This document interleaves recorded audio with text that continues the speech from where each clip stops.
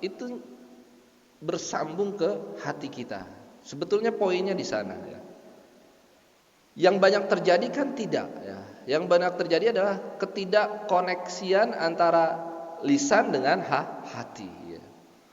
Tetapi ketika itu terkoneksi ya, ketika kita berzikir kemudian kita meresapi dalam hati dan jiwa kita, maka itu kemudian zikir itu adalah sama atau tujuannya itu sampai ya.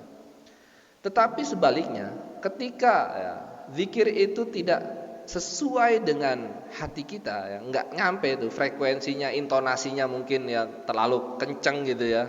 Itu kan bisa jadi itu justru tidak connect gitu ya. Maka zikir yang seperti itu sebetulnya tidak ideal ya.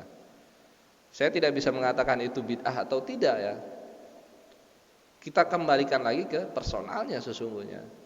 Maka idealnya memang zikirnya itu tidak perlu kenceng-kenceng ya. Jadi yang penting bisa kita dengar dengan telinga kita itu sebetulnya cukup ya.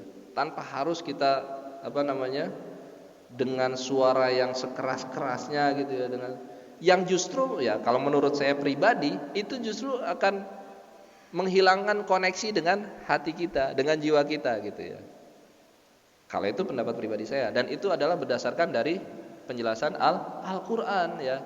Jadi hendaknya dengan suara yang perlahan, yang penting itu sampai kepada jiwa kita, itu terkoneksi dengan hati kita, maka itu tidak masalah ya.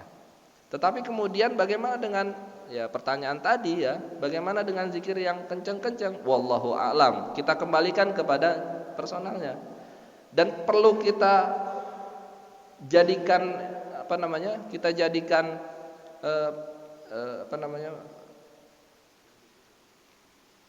pegangan juga, jadikan pertimbangan juga. Zikir itu ya jangan sampai mengganggu yang lain gitu ya.